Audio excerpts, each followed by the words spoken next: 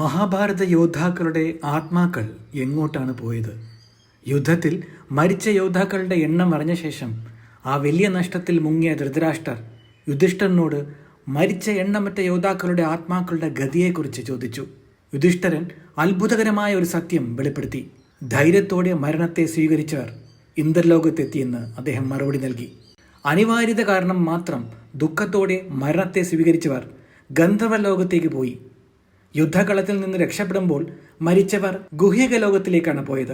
ക്ഷത്രിയ ധർമ്മം നിലനിർത്താൻ ആയുധമില്ലാതെയും പോരാടിയ ഏറ്റവും ധീരർ ബ്രഹ്മലോകത്തിലേക്കും യുദ്ധകളത്തിൽ ക്രമരഹിതമായി മരിച്ചവർ ഉത്തര കുരുക്കളുടെ ലോകത്തിലേക്കുമാണ് പോയത്. ഇപ്പോഴാണ് നിങ്ങൾക്കുള്ള ചോദ്യം.